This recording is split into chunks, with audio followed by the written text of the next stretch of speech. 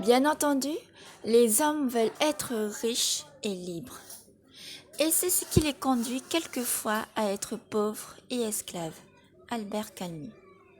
Celui qui dépend d'un emploi pour vivre est-il plus esclave que celui qui court sans cesse derrière son désir d'indépendance? De mon point de vue, cela dépend de la satisfaction que l'on éprouve dans un cas ou dans l'autre. Il est tout à fait possible de s'épanouir au quotidien dans une carrière ou un métier.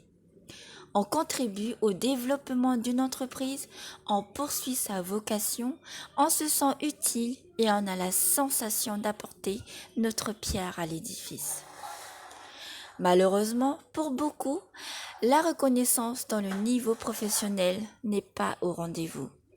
On a plutôt l'impression que nos efforts ne payent pas et que pour l'entreprise, nous ne sommes que des pions, un numéro de plus dans leur fichier.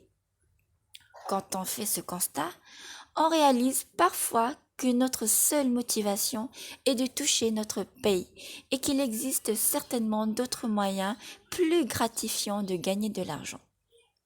De là naît notre désir d'indépendance. L'idée d'une vie différente nous traverse l'esprit. Sommes-nous esclaves de nos grandes ambitions quand les années passent et que les échecs s'accumulent? La réponse se trouve dans notre manière d'appréhender le parcours.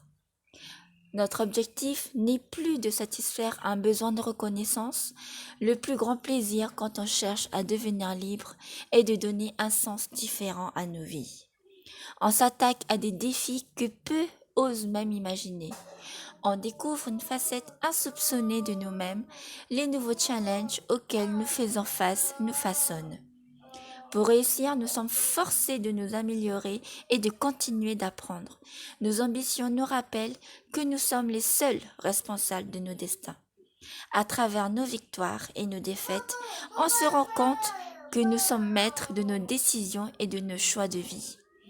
Et pour certains d'entre nous, c'est ça la vraie liberté. Le seul moyen d'affronter un monde sans liberté est de devenir si absolument libre qu'on fasse de sa propre existence un acte de révolte. Albert Camus.